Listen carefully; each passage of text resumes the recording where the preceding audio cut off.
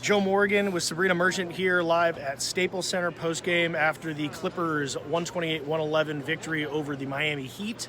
They go to 36-15 on the year. They're starting to look like there's a little more continuity with this team. This is the fourth game where everybody has been healthy, even though Pat Bev did leave this game and will be evaluated tomorrow with a groin. But look, Miami's a really good basketball team, even though there was a little flux here, a little interesting situation going on before, as it looks like they've acquired Andre Iguodala with Winslow. Who else is leaving, remember? As I understand, there's some combination of Waiters and James Johnson, potentially Gallinari heading to Miami as well. So there's a lot going on. It was, and Jimmy actually left this game as well with strained right shoulder. But nevertheless, Clippers have 24 three-pointers, a franchise record pull away in the fourth quarter. I thought it was a good win. Yeah, I mean, you can definitely tell that they look a little more in sync on offense, although I insert the caveat that Miami plays a lot of zone, and they played an excessive amount of zone today because they were down a few bodies. And then, I mean, I don't think they were planning on playing the guys that are involved in the trade, but it doesn't help when you have to play a two-way guy major minutes in the first half who's playing his second game of the season. So, I mean, it's fairly easy for the Clippers to dissect a zone, right? Like they talked about how pregame doc talked about like how when you drive, when you shoot the ball well and you move the ball well, like those are all keys for beating zones, for beating traps. Like Miami trapped them last time, they played a lot of zone this time. It's not a difficult defense to figure out. It's just a matter of settling in, and when you got Landry Shamet getting 13 threes off, it's a sign that the offense is working well. There were a lot of open guys in this game. A lot of open threes in the corner. I was making a couple of comments, and then it took me a second to realize this zone just isn't really working out here for Miami. This is actually an interesting question. I kind of want to dive into this because you did discuss the zone that Miami was playing and playing a lot of it. This is a little off the rails, but do you think that works come postseason time in a 7-game series? I think you have to sort of, adapt your zone so it can evolve more of a matchup? in between. Exactly, more of a matchup zone. Toronto sort of screwed up Milwaukee's offense last season in the playoffs with a 1-2-2 zone. It's a little more creative than just the natural 2-3 that Miami was going with today. The Boeheim. Yeah, the Boeheim, right.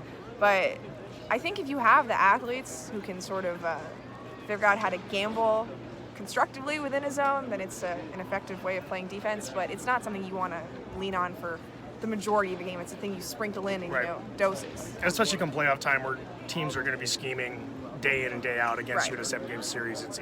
I'm curious to see what Spo does come playoff time. I would assume he doesn't play it as much as he played tonight. With the way Landry played, I think, as the Clippers have stated, he's pretty much untouchable here as the trade deadline approaches tomorrow, 3 o'clock Eastern, 12 o'clock Pacific. When he plays well and he's the shooter that we saw last year and the shooter that we saw tonight, I do think this Clippers team is what we expected them to be coming into the year. And Landry has struggled and has been hurt for some of this season, right? But at the beginning of the year, he was struggling with the shot. When he's playing the way that he is, how dangerous is this Clippers team? It's funny, we say that Landry's been struggling. He's still shooting about 40% on threes. Struggled. Yeah. He's playing a lot better. No, he was shooting 43% when people said that he was struggling on threes. I think it's just the volume of shots that he was getting was not commensurate with how much he was getting last year in offense that didn't include Kawhi Leonard and Paul George, And even today, I didn't think he played particularly well in the first half, and Doc was kind of, joking with the fact that, how is it that Landry's Clipper high is only 23 points? How are we not getting him the ball more? And it's, like you said, this is their fourth game together with an entirely healthy roster. They're still getting to know one another. Doc clearly has a lot of faith in Shamet. He's the only guy who I think is a knockdown shooter on this team outside of, PG and Kawhi, who you would obviously want to be doing more of the ball handling and play creating instead of just spotting up in the corner, which they're a little overqualified to be doing. But it's kind of like an understated weakness on this Clipper team. I don't think they have any shooters who you really have to stay home on. Pat Beverly gets all these open threes because he's a little bit inconsistent, right? Mo Harkless gets these open threes in the corner because he's a little bit inconsistent. Patrick Patterson, Rodney McGruder, all these guys, the list goes on.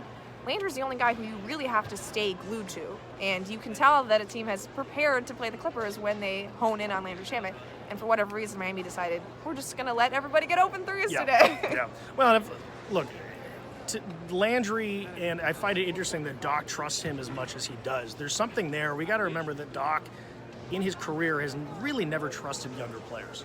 And last year, especially in that playoff run, I think Landry gained so much confidence in Doc's eyes that now he's the guy that really is expected to be the guy that can fill it up from the outside. And when he is, as you kind of alluded to before, he's really all they have. I know some of these guys can knock him down, but they're not elite three-point shooters.